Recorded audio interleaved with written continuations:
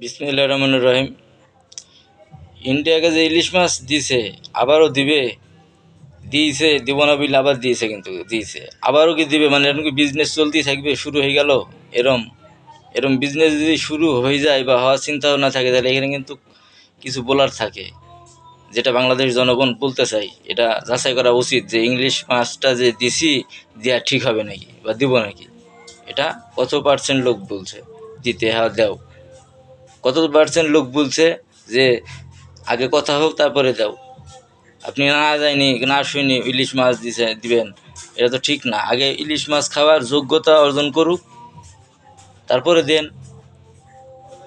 দেশের ইলিশ আপনি যে বিক্রি করছেন, যেখানে আপনি অনেক বেনিফিট পাবেন সেখানে দেবেন।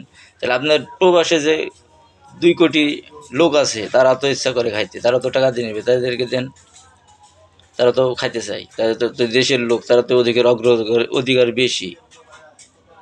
দেশের লোককে আপনি খাইতে দিয়েছেন, না খাইতে দিই আপনি যদি মনে করেন যে বিদেশে আবার সেই ভারতেই দিলেন, তাহলে কি হলো?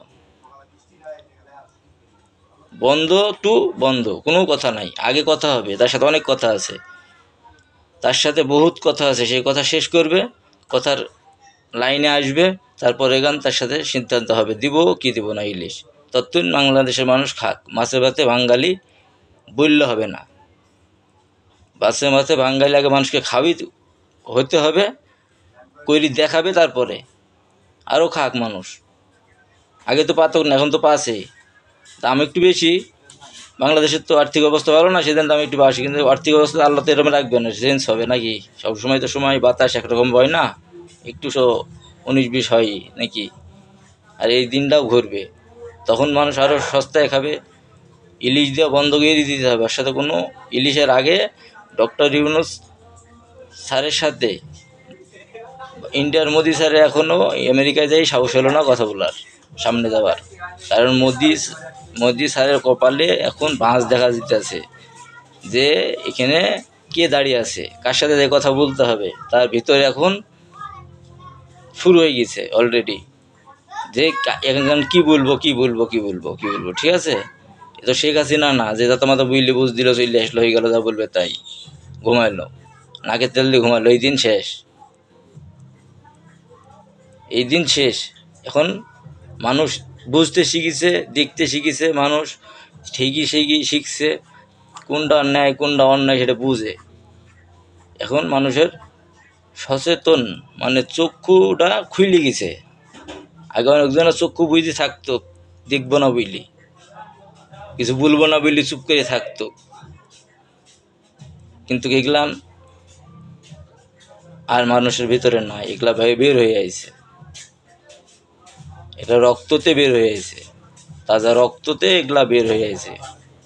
অনেক মানুষ জীবন দিয়েছে, এটার থেকেই মানুষ অনেক কিছু বুঝতে পারে, শিখতে পারে, বুঝতে পারে, মানে জানতে পারে যে এরা কি করছে, কিসের জন্য করছে এগুলা।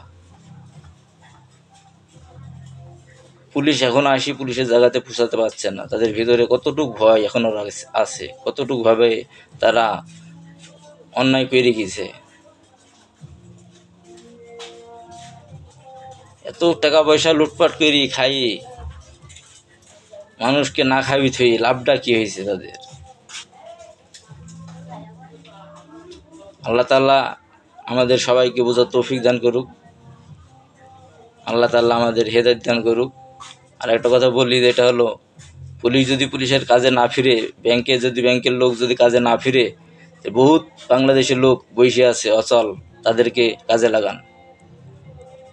MA pass, BA pass, BCS cadre, প্রথম দ্বিতীয় তৃতীয়, এভাবে হিসাব করি ভালো ভালো ভালো ভালো হাফেজ, মাওলানা, কারি, বহুত লোক আছে, ভালো মানুষের অভাব নাই, আছে, ঘুরতেছে, তাদেরকে কাজে লাগান, কাজ দেন, তারা কাজে থাকুক।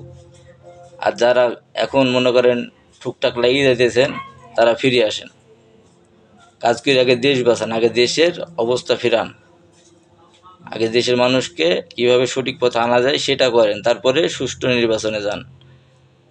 ইচ্ছা করলে অনেক কিছু করা যায়, ইচ্ছা করলে এক মাস, মানে 18 মাস সময় চাইছে সেনাবাহিনীর থেকে, মানে এক বছর 6 মাস আগেও করা যায় ইচ্ছা করলে। আবার পরেও হয়ে যায়। আমরা বিশ্বাস করি এটা যে আগেই হবে, করা যাবে ইনশাল্লাহ, যদি সেই পদক্ষেপে আগায় নিয়ে যায়। আল্লাহ তাআলা আমাদের সবাইকে বোঝার তৌফিক দান করুক, হেদায়েত নসিব করুক।